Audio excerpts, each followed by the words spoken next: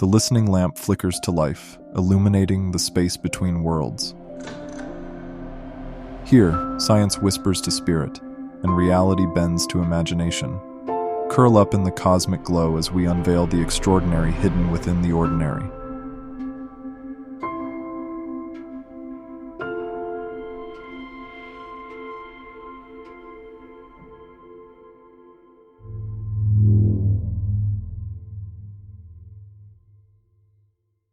The Gardener, a short story written by Rob Corrigan, narrated by Cornelis Goodwin. The community garden bloomed with life on this late spring morning, a patchwork of lovingly tended plots nestled in the heart of the city. Neat rows of vegetables and fragrant herbs stretched out in orderly lines, while flowering fruit trees and ornamental plants added splashes of color to the verdant landscape. At the center of the garden, a small greenhouse gleamed in the sunlight, surrounded by communal benches where gardeners could rest and socialize. The air was thick with the heady scent of blooming flowers and rich dark soil. Bees buzzed lazily from blossom to blossom, their gentle hum mingling with the distant sounds of city traffic. The warmth of the late spring sun bathed everything in a soft golden light. An elderly couple worked side by side in their plot, their movements slow but sure as they tended to their plants. Nearby, a young mother carefully watered her vegetables, her toddler tottering along behind her, chubby hands reaching out to touch leaves and petals. In the orchard section, a middle-aged man stretched on tiptoes to prune the higher branches of a fruit tree. Into this serene scene, a car pulled up to the garden entrance, its tires crunching on the gravel driveway. Emma stepped out, her face etched with worry as she moved to the passenger side to help her father, Arthur. The old man's movements were slow and uncertain as he emerged from the vehicle. "Dad, let me help you with that," Emma said, reaching for his arm. Arthur brushed her hand away, his brow furrowing. "I can manage, Emma. I'm not helpless." His words came out sharper than he intended, and he saw his daughter flinch. Emma took a deep breath, forcing a smile. "Of course, Dad. I just want to make sure you're okay." She glanced around, noticing the furtive looks from other gardeners. As Arthur reached for his gardening tools in the back seat, Emma stepped forward. "Here, let me carry these for you." "I said I can manage," Arthur snapped, snatching the tote bag from her hands. For a moment he swayed, unsteady on his feet. Emma bit her lip, fighting back the urge to argue. "All right, Dad," she said softly. "Just remember to take your medication, okay? And stay hydrated. It's going to be warm today." Arthur grunted in response, already turning towards the garden gate. Emma watched him go, her heart heavy. "I'll be back to pick you up at 4, Dad. Please be careful." Arthur waved a dismissive hand without turning back. Emma lingered for a moment, then reluctantly got back into her car and drove away. As Arthur stepped through the gate, something in him shifted. His shoulders, which had been hunched and tense, began to relax. His steps, though still slow, became more purposeful. He breathed deeply, savoring the complex bouquet of scents that only a lifelong botanist could fully appreciate. For a moment, Arthur wasn't in the community garden anymore. He was standing at a podium in a packed university lecture hall, his voice strong and confident as he explained the intricacies of plant genetics to eager students. The memory shifted, and he was accepting a prestigious award for his groundbreaking research, camera flashes popping as he smiled for the press. The reverie faded, and Arthur found himself back in the present, standing before a flowering shrub. He reached out, his fingers gently brushing the delicate petals. What was it called again? The name danced just out of reach, and he felt a familiar surge of frustration. "Damn it," he muttered, running a hand through his thinning white hair. But as he knelt down, his hands seemed to move of their own accord. They knew what to do, even if his mind faltered. Arthur began to prune the shrub, his fingers working with a sureness that belied his earlier clumsiness. Other gardeners called out greetings as they passed. "Good morning, Professor." "Lovely day, isn't it, Arthur?" Arthur nodded in response, not trusting himself to remember their names. He could sense their concern, could see it in the way their eyes lingered on him a bit too long. It made his skin crawl. As the morning wore on, Arthur lost himself in the familiar rhythms of gardening. He weeded and watered, planted and tilled. Each task brought a small measure of peace, a temporary respite from the fog that seemed to cloud his mind more and more each day. By midday, Arthur's plot was in perfect order. He stood back, surveying his work with a mix of pride and melancholy. This garden, this small patch of earth, was the last place where he felt truly competent. The last place where he was still Arthur, renowned botanist, and not just a confused old man being slowly erased by his own mind. As he gathered his tools, preparing to rest in the shade for a while, Arthur caught sight of movement in the nearby tomato patch. He squinted, trying to focus. Was that a child crouching between the plants? Arthur took a step closer, his curiosity piqued. Little did he know that this moment, this chance encounter, was about to change everything. The warm breeze rustled through the leaves, carrying with it the promise of unexpected growth and the whisper of challenges yet to come.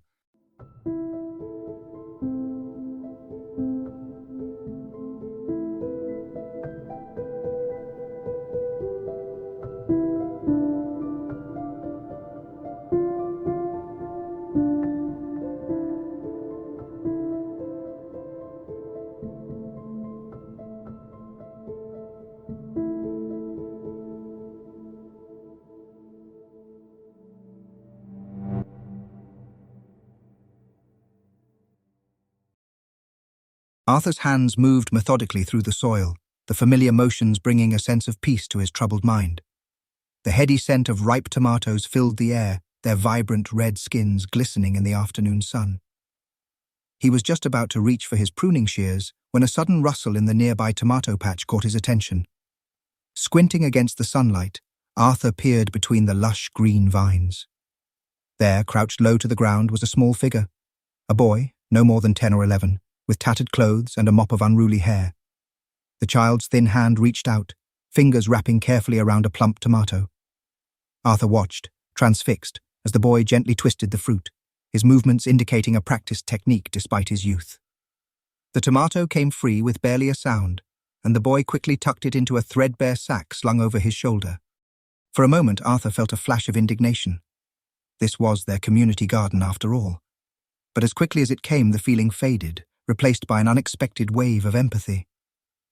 There was a desperation in the boy's actions that tugged at Arthur's heart.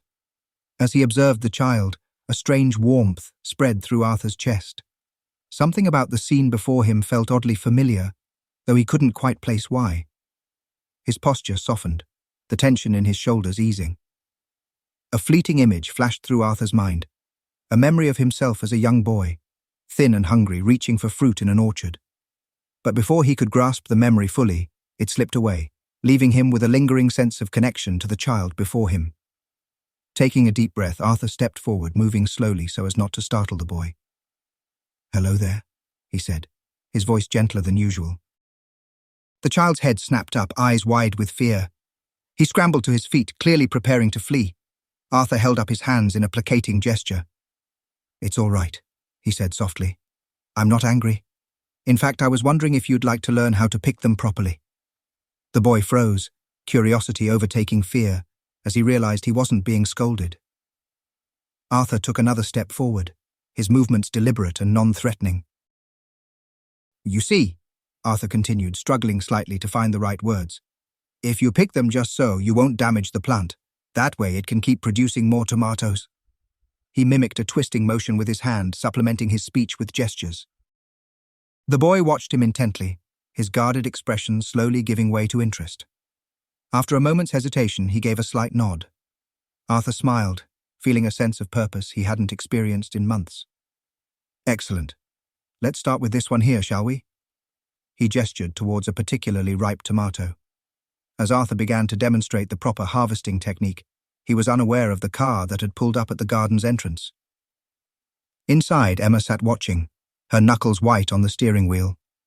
From her perspective, Arthur appeared to be talking animatedly to thin air, gesturing and smiling at nothing. Emma's heart sank as she observed her father's behavior, so at odds with his recent withdrawn demeanor. She wrestled with the urge to intervene, to rush to her father's side and make sure he was all right. But she hesitated, not wanting to embarrass him or disrupt whatever was happening. It had been so long since she'd seen him this animated, disengaged. As she watched, torn between concern and a glimmer of hope, Emma made a mental note to speak with the other gardeners. Perhaps they could keep a closer eye on Arthur when she couldn't be there. With a heavy sigh, Emma started the car. She cast one last worried glance at her father, who was now kneeling in the soil, still talking to his invisible companion. Then, with a mixture of hope and fear churning in her stomach, she reluctantly drove away. Back in the garden, Arthur and the boy, visible only to him, moved towards the tomato plants. Other gardeners glanced their way, puzzled by Arthur's apparent solo interaction. But Arthur paid them no mind, fully absorbed in his lesson. As he guided the boy's invisible hands towards a ripe tomato, Arthur felt a sense of excitement he hadn't experienced in years. It was as if a new chapter was beginning, right here in this garden that had become his refuge. Little did Arthur know just how unique and transformative this new relationship would prove to be. As the afternoon sun bathed the garden in golden light, the seeds of an extraordinary journey were being sown, promising growth, challenge, and unexpected revelations in the days to come.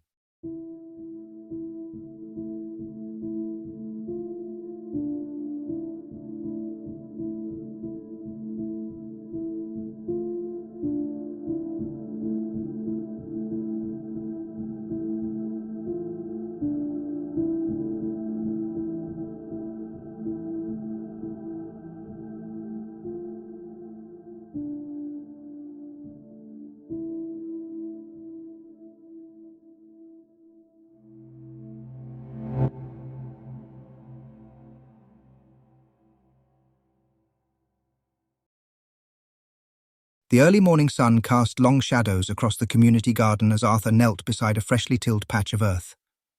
Beside him, visible only to his eyes, the young boy watched with rapt attention. "Now you see," Arthur began, his voice steadier than it had been in months. "The first step is to test the soil consistency." He scooped up a handful of earth, letting it sift through his fingers. "Feel how it crumbles? That's good. It means there's proper drainage." The boy nodded, mimicking Arthur's movements. Arthur smiled, a warmth spreading through his chest at the child's eagerness to learn. "Next, we mix in the compost," Arthur continued, reaching for a nearby bag.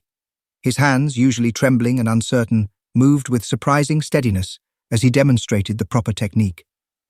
This enriches the soil, giving our plants the nutrients they need to thrive. As Arthur worked, explaining each step in detail, he felt a clarity he hadn't experienced in years. The fog that had clouded his mind seemed to lift, replaced by a flood of knowledge and expertise he thought he'd lost forever. "Now, for the planting," Arthur said, carefully removing a delicate seedling from its pot. "Gentle now, we don't want to damage the roots." He demonstrated the correct depth and spacing, his movements fluid and precise. "And remember, water them right away, but not too much. We don't want to drown our little friends." As Arthur spoke, his mind drifted, and suddenly he was no longer in the community garden. He was a young boy again, standing in the sprawling grounds of the orphanage where he'd spent his childhood. The imposing brick building loomed behind him, a symbol of the loneliness and isolation he'd felt. But there, in a small corner of the grounds, was a garden. And tending to it was old Tom, the orphanage's groundskeeper. Arthur watched as his younger self approached the old man, curiosity overcoming his usual shyness. "Want to help, lad?" old Tom had asked, holding out a trowel. Young Arthur had nodded eagerly, sinking his hands into the cool, damp earth for the first time. The memory was so vivid, Arthur could almost feel the soil between his fingers, could almost smell the rich, earthy scent that had become so familiar and comforting over the years. "Arthur? Arthur, are you all right?" The boy's voice snapped Arthur back to the present. He blinked, momentarily confused, the past and present blurring together. For a second he wasn't sure if he was speaking to the boy or to his younger self. Yes, I'm fine," Arthur said, shaking off the disorientation. "Now where were we? Yes, let's plant these tomatoes, shall we?" As the days passed, Arthur spent more and more time in the garden, his energy and engagement increasing noticeably. Other gardeners watched with a mixture of admiration and concern as Arthur's plot flourished under his renewed attention. "Have you noticed Arthur lately?" Mrs. Johnson whispered to her husband as they worked on their own plot. "He's out here from dawn till dusk, talking to himself the whole time. Mr. Johnson nodded, his brow furrowed. I tried to speak with him yesterday, but it was like he didn't even see me, just kept on with his one-sided conversation. Similar murmurs of concern spread throughout the garden community. Phone calls were made to Emma, expressing worry over Arthur's strange behavior. Emma found herself visiting the garden more frequently, observing her father from a distance. She felt a confusing mix of emotions as she watched him work. On one hand, she was relieved to see him so animated and engaged, his movements more purposeful than they had been in months. On the other, his apparent disconnection from reality frightened her. One evening, as the sun began to set, Emma approached her father's plot. Arthur was kneeling in the soil, speaking softly to the empty space beside him. "Dad?" Emma called out gently. Arthur looked up, blinking as if coming out of a trance. "Oh, Emma, is it that time already?" Emma nodded, her heart heavy. "Yes, Dad. It's time to go home." As Arthur gathered his tools, Emma couldn't help but notice the remarkable improvement in his garden. New, orderly rows of seedlings stretched across the plot, and the existing plants seemed healthier than ever. What Emma couldn't see was the boy working alongside her father, his movements now more assured, anticipating Arthur's instructions before they were given. And she certainly couldn't see the subtle, inexplicable changes in the garden itself, the way the plants seemed to lean towards the boy, or the soft glow that seemed to emanate from the soil where he had worked. As Arthur and the boy stood side by side, admiring their day's work, a sense of contentment settled over the old botanist. He felt more alive, more himself than he had in years. But as the sun dipped below the horizon, casting long shadows across the garden, there was a sense that this peace was fragile. The contrast between Arthur's newfound happiness and the growing concern of those around him hinted at challenges to come. The connection between Arthur and the boy was deepening, their bond growing stronger with each passing day. But as they walked together towards the garden gate, there was a feeling that their journey was just beginning, and that it would lead them to revelations neither could yet imagine.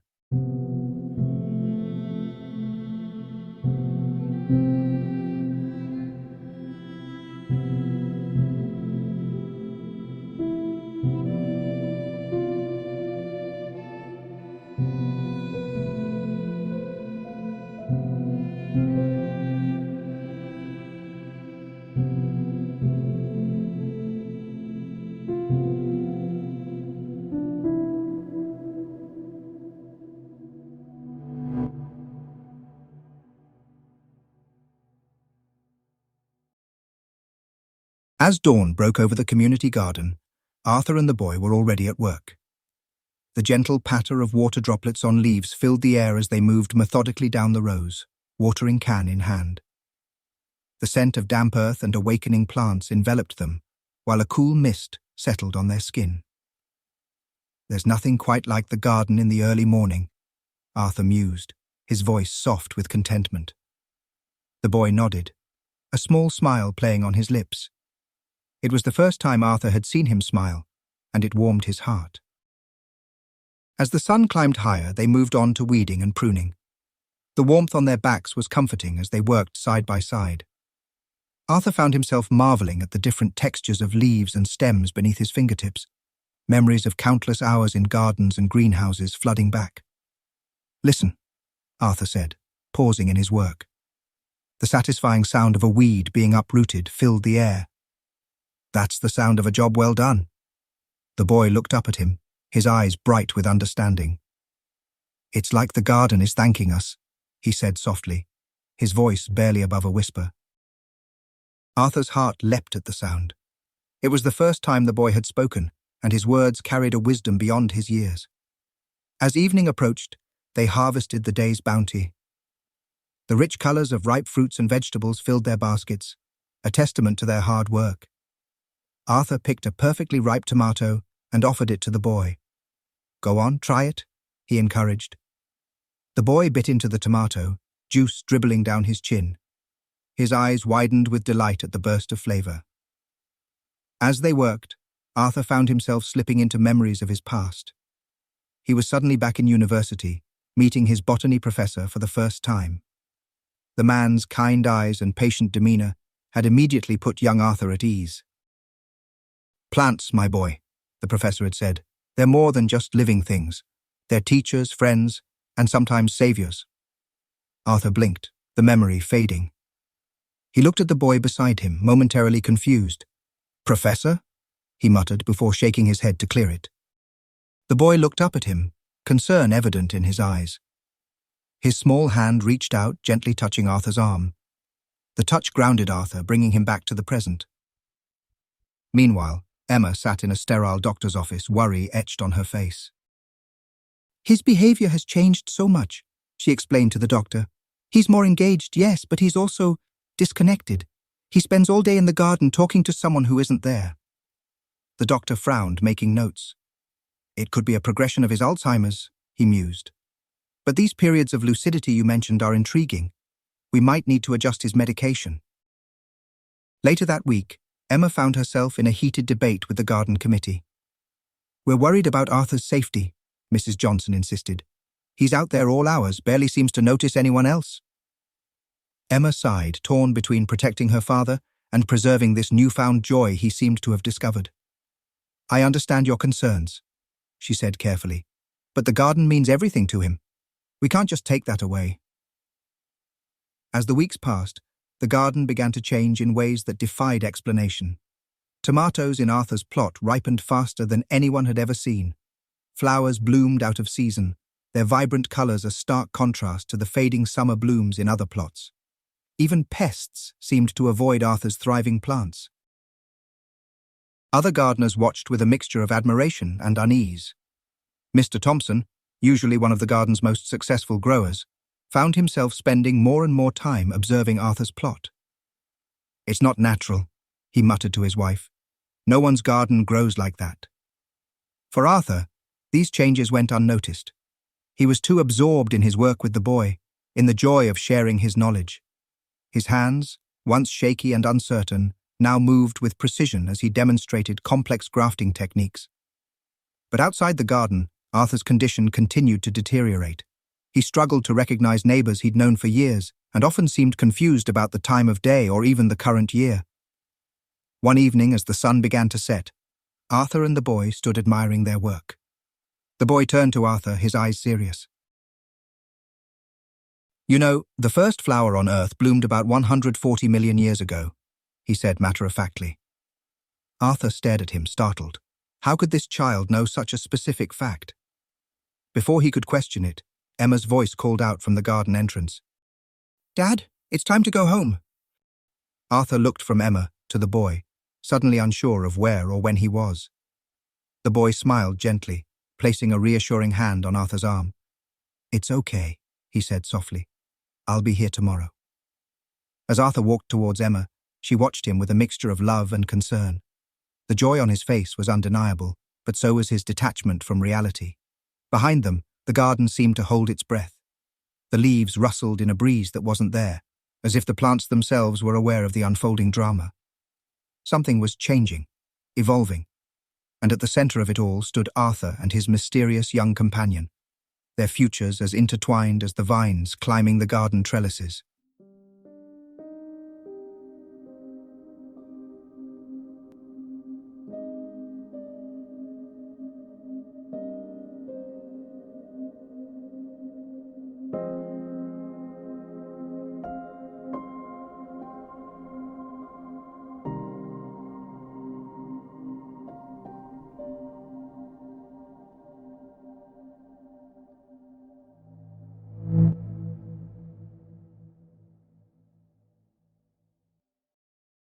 The early morning sun cast long shadows across the community garden as Arthur knelt beside a bed of marigolds, the boy at his side. As he reached to pluck a weed, a vivid memory suddenly overwhelmed him. He was no longer the aging botanist, but a small, lonely child in the orphanage garden. The scent of freshly turned earth filled his nostrils as an elderly gardener showed him how to plant seedlings. Gently now, lad, the old man said, his calloused hands guiding Arthur's smaller ones. The plants, they can feel your care. Arthur blinked, disoriented. The boy beside him mimicked the exact gesture the old gardener had made, his small hands moving with the same careful precision. Like this, Arthur? The boy asked, his voice echoing the kindness of the long-forgotten mentor. A wave of dizziness washed over Arthur. He grasped a nearby plant for support, his hands shaking. Who? Who are you? He whispered, fear and confusion warring in his mind. The boy's eyes met his, filled with a mixture of concern and an impossible ancient wisdom. I'm here to help you, Arthur, he said softly, just like you were helped once. Arthur's mind raced, flashes of clarity breaking through the usual fog. Memories cascaded through his consciousness, the orphanage, his studies, his career, all seeming to converge on this impossible moment. But you can't be real, Arthur muttered, more to himself than to the boy. You can't be. The boy simply smiled, a hint of sadness in his eyes. Does it matter if I'm real in the way you think? I'm here, aren't I? Arthur's heart constricted with a mixture of joy and fear. This child, real or not, had brought him more happiness and purpose than he'd felt in years. The thought of losing this connection, this renewed passion for life and gardening, was almost unbearable. I don't want you to go, Arthur said, his voice breaking. Please, I need this, I need you. The boy placed a comforting hand on Arthur's arm. I'm not going anywhere, Arthur, we still have much to do. As the day wore on, Arthur found himself constantly teetering between acceptance of the impossible and fear for his own sanity. He caught himself watching the boy closely, searching for clues to his true nature. Yet every time the child spoke, every time they worked together in comfortable silence, Arthur felt the undeniable rightness of their connection. The sun was low in the sky when Emma entered the garden, her face set with determination. Arthur saw her approach and felt a chill of apprehension. Dad, Emma said, her voice gentle but firm. We need to talk. Arthur nodded, suddenly acutely aware of the boy standing silently beside him. Emma began to explain her concerns, listing incidents that had worried her and others in the community. She spoke of doctors' recommendations and the need for more structured care. At first, Arthur could only stare at her in confusion. But as her words sank in, he felt a flare of resistance. No, he said, shaking his head. No, I can't leave the garden. I can't leave. He trailed off, unable to mention the boy he knew Emma couldn't see. Instead, he launched into an impassioned plea, surprised by his own coherence. Emma, please. This garden, it's not just plants. It's my life, my memories. Someone is helping me here, teaching me to remember who I am. Arthur's words tumbled out, a mixture of lucid arguments and confused ramblings. I know it doesn't make sense, but please, give me more time. Emma's face crumpled with compassion and worry. Dad, I'm just trying to keep you safe. I love seeing you so happy here, but... As they argued, Arthur was acutely aware of the boy's presence. Though silent, the child's supportive presence gave Arthur strength. He could feel the boy's hand on his arm, grounding him, even as Emma remained oblivious to this additional presence. Finally, a compromise was reached. Arthur could continue his daily visits to the garden, but with increased supervision and regular check-ins with his doctors. As Emma left, visibly drained by the confrontation, Arthur turned to the boy. Thank you, he said softly, for staying. The boy smiled, a smile that seemed to hold the wisdom of ages. We're not finished yet, Arthur. There's still so much to learn, so much to remember. As twilight settled over the garden, Arthur felt a tumult of emotions. Fear of his declining mind warred with the joy this mysterious child had brought into his life. The very air seemed charged with the weight of unspoken truths and looming decisions. Looking at the boy in the fading light, Arthur felt he was on the cusp of understanding something profound. Whatever journey they were on together, he knew it was far from over. As night fell, the garden seemed to hold its breath, waiting for the next chapter of this extraordinary tale to unfold.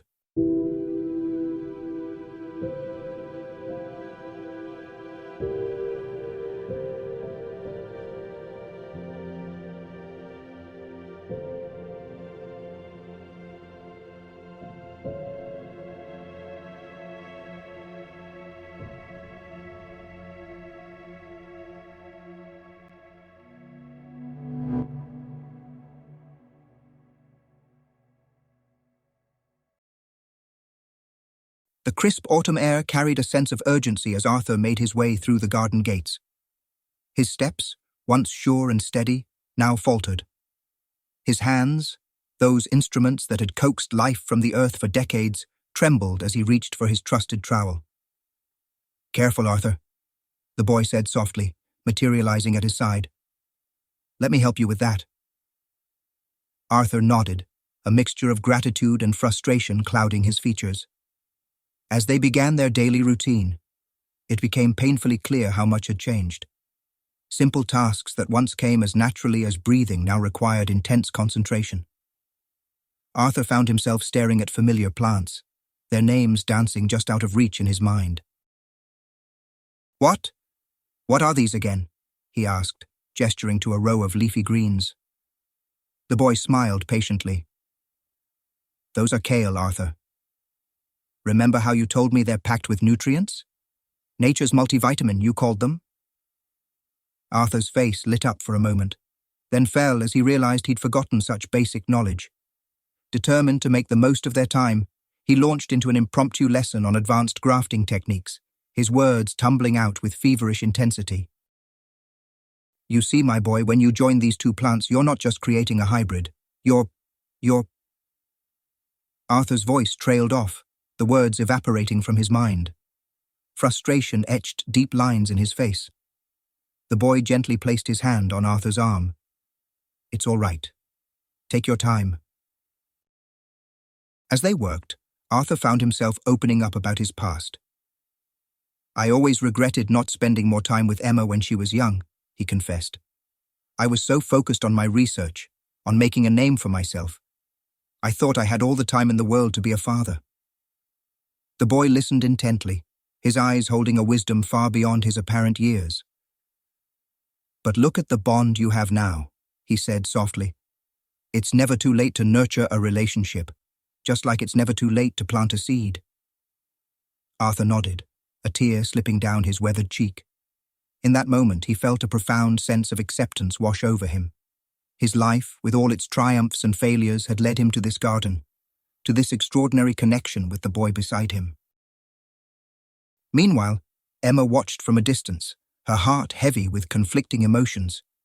She saw her father's declining health with painful clarity, the way he stumbled, his increasing confusion, the frightening moments when he seemed to lose himself entirely. Yet she couldn't deny the joy that radiated from him as he worked in the garden, talking animatedly to someone she couldn't see. "He seems so happy," she murmured to herself, even as she scrolled through a list of assisted living facilities on her phone. The pressure from doctors and family members to take more drastic action weighed heavily on her. But each time she steeled herself to broach the subject with Arthur, she found herself hesitating, unwilling to shatter this fragile peace he had found. As the weeks passed, the boy's role in Arthur's life deepened. He was no longer just a student, but a caretaker and confidant. His small hands steadied Arthur's as they planted delicate seedlings. His calm voice soothed Arthur's moments of confusion and frustration. The garden itself seemed to respond to the unfolding drama. Flowers bloomed out of season, their vibrant colors a stark contrast to the autumn leaves. Mist gathered during Arthur and the boy's most poignant conversations, as if the garden was trying to create a private world for them. One crisp morning, as a watery sun broke through the clouds, Arthur turned to the boy with newfound clarity in his eyes. "I don't have much time left, do I?" he asked softly. The boy met his gaze steadily. "Time is a funny thing in a garden," he replied. "We measure it in seasons, in the cycles of growth and rest. Your season here isn't over yet, Arthur." Arthur nodded, a sense of peace settling over him. "Then let's make the most of it, shall we?" As they bent to their work, Emma approached, her face a mask of concern and love. She watched her father work, his movements slow but purposeful, his lips moving in conversation with someone only he could see. The garden seemed to hold its breath, aware of the crossroads they had reached. Arthur, the boy, Emma, and the very plants themselves, all were poised on the brink of a moment that would change everything. In the fading light of day, Arthur and the boy stood side by side, surveying their work. No words were needed. The understanding between them transcended speech. Emma, watching from afar, felt a sudden, inexplicable certainty that something profound was about to unfold. As twilight deepened, the garden whispered its secrets to the night, holding the promise of revelation in every rustling leaf and blooming flower. The stage was set for the final act of Arthur's extraordinary journey.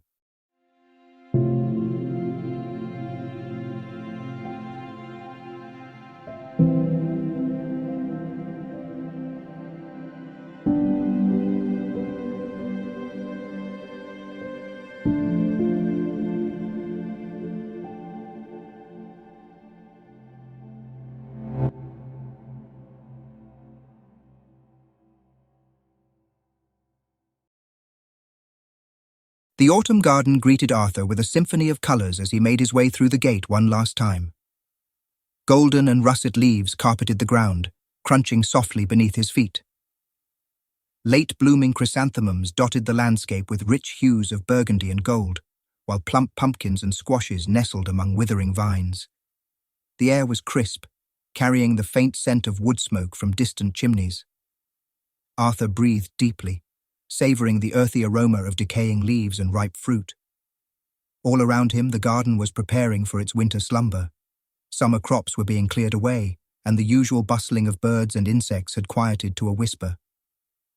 Arthur moved with deliberate slowness, his hands trailing over familiar plants and tools. Each touch felt like a farewell, a final connection to the world that had been his sanctuary. The garden seemed to respond to his presence, an unusual stillness settling over the plots. Plants appeared to lean towards him as he passed, their leaves rustling in a non-existent breeze. As Arthur reached his plot, the boy materialized beside him, his presence both comforting and bittersweet. "It's time, isn't it?" Arthur asked softly. The boy nodded, his eyes reflecting wisdom far beyond his apparent years. "Yes, Arthur. It's time for your final lesson, and perhaps mine as well." Together they began to work, but this time their conversation delved deep into Arthur's past.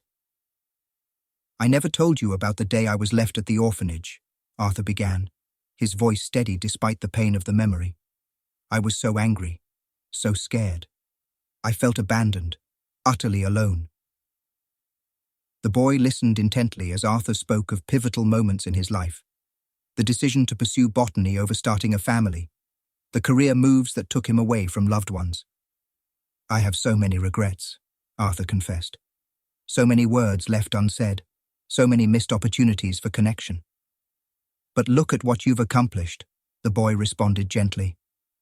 "Your work in botany has touched countless lives, and more importantly, look at how you've grown. Your hardships gave you strength, independence, and a deep capacity for empathy." As they talked, Emma watched from a distance, her heart torn between concern and fascination.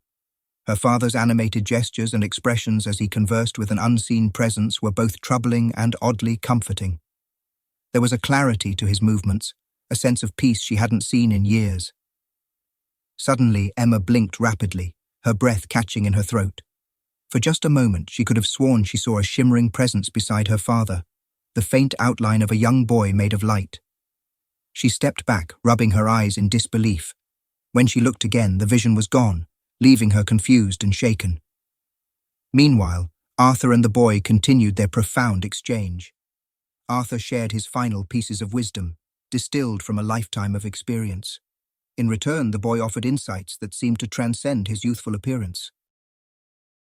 "You've taught me so much," Arthur said, his voice thick with emotion. "But I think the most important lesson was one I had forgotten. The joy of nurturing life, of connecting with the world around us." The boy smiled, a smile that seemed to hold the wisdom of ages.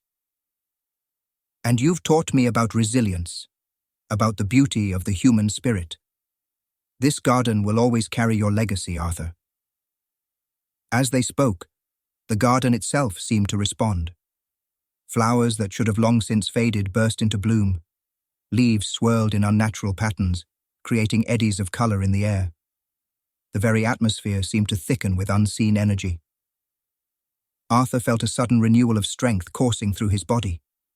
He stood straighter, his movements more fluid than they had been in years. But even as this vitality filled him, he could sense it was temporary, a final gift from the garden he had tended for so long. "I'm ready," Arthur said softly, a profound peace settling over him. "Ready to move on, to see what comes next." The boy nodded, his form beginning to shimmer and fade. "You've completed your journey here, Arthur. It's time for new growth to begin."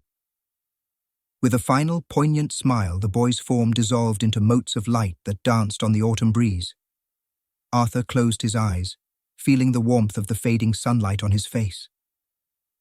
Emma, seeing her father standing motionless in the garden, rushed to his side. "Dad!" she called, her voice tight with concern. Arthur turned to her, his eyes clear and bright. "Emma, my dear," he said softly, "I've just had the most extraordinary lesson." As Emma supported her father, guiding him towards the garden gate, she felt a shift in the air around them. The garden seemed to exhale, as if a great cycle had been completed. Yet even in this moment of farewell, there was a sense of renewal, of continuation. Arthur paused at the gate, looking back at the plot he had tended for so long. In the fading light, he could have sworn he saw a small figure kneeling in the soil, a young boy with dirty knees and a wide smile, ready to nurture the next season's growth. With a peaceful smile, Arthur turned away, ready to face whatever came next, the lessons of the garden forever etched in his heart. The sterile white of the hospital room seemed to pulse in Arthur's fading vision. The beeping of monitors and the hushed voices of medical staff grew increasingly distant, as if he were sinking underwater. His frail body lay still on the bed, chest rising and falling with labored breaths. Emma sat beside him, her warm hand enveloping his. "I'm here, Dad," she whispered, her voice trembling. But to Arthur, her words were muffled, barely penetrating the veil that was slowly descending around him.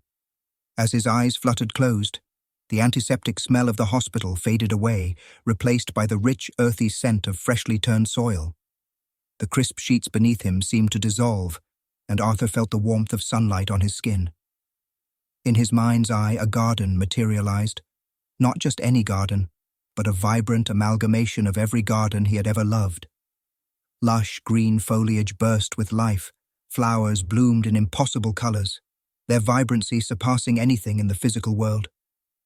Familiar paths wound through the landscape, each turn revealing features from different stages of Arthur's life. As he took a step forward, Arthur felt strength flood back into his body. His back straightened, his movements became fluid and purposeful. In this mental oasis, he was young again, filled with the energy and enthusiasm of his prime. He wandered the paths, marveling at how his childhood garden blended seamlessly into his university greenhouse, which then flowed into the community garden he had tended in his later years. It was as if all the chapters of his life coexisted in this one, perfect space. Suddenly, Arthur noticed a particularly bright area of the garden ahead. From this radiant spot emerged a familiar figure, the boy. He was smiling, his entire being emanating warmth and welcome. The boy extended his hand towards Arthur, his eyes twinkling with a knowing look. In that moment, Arthur understood. A profound sense of completion washed over him, along with a readiness he hadn't expected to feel. Without hesitation, he reached out and took the boy's hand. As their hands clasped, the garden around them began to shift and blur. Arthur felt a sensation of weightlessness, of ultimate freedom. The light surrounding them grew brighter, enveloping both Arthur and the boy in its warm glow. Back in the hospital room, Emma leaned closer to her father. She held his hand tightly, her other hand gently stroking his forehead. Tears fell silently down her cheeks as she watched his breathing become calmer, more peaceful. "It's okay, Dad," she murmured, her voice thick with emotion. "You can let go now. I love you." Memories flashed through Emma's mind, her father teaching her to plant her first seedling, his proud smile at her college graduation, the countless hours they had spent together in the garden. As she watched, she felt his hand relax in hers. His chest rose and fell one last time, and then was still. In that moment of profound grief, Emma's eyes were drawn to a movement at the foot of the bed. Her breath caught in her throat as she saw a young boy standing there, his features startlingly familiar. He looked just like the photos she had seen of her father as a child. The boy smiled radiantly at her, a smile full of reassurance and love. Before Emma could react, the vision faded, leaving her stunned and disbelieving. The room fell silent as the medical equipment was turned off. A doctor quietly confirmed the time of death, but Emma barely heard him. Her mind was reeling, trying to process what she had just witnessed. As the initial shock began to wear off, Emma found herself moving through the necessary motions, calling family members, speaking with doctors, making arrangements. But beneath it all, the memory of the boy's smile lingered, bringing an unexpected sense of comfort. The atmosphere in the room seemed to shift subtly. A gentle breeze rustled the curtains, though the window was closed. For a brief moment, Emma caught the scent of her father's garden, earth and flowers and green, growing things. A trick of the light cast shadows on the wall that looked almost like swaying leaves. Then, as quickly as they had come, these anomalies faded. The room returned to its sterile hospital normalcy, underscoring the finality of Arthur's passing. Left alone with her father's body, Emma leaned in close one last time. "I'll take care of your garden, Dad," she promised softly. "It will always be there, always growing, just like the memories of you." As she prepared to leave the room, Emma felt a curious sense of peace settling over her. In her mind's eye, she could almost see her father and the young boy walking hand in hand into a bright, beautiful future. Emma took a deep breath, squared her shoulders, and stepped out of the room. She carried with her not just the weight of grief, but also the inexplicable comfort of the vision she had witnessed. Whatever lay ahead, she knew that her father's journey, and perhaps her own, was far from over.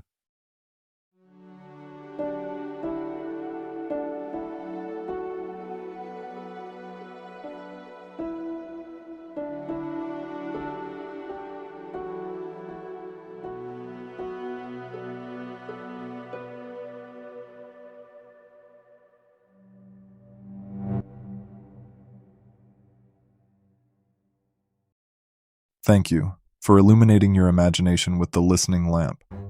If our tale has sparked a light in your mind, we invite you to keep that flame burning.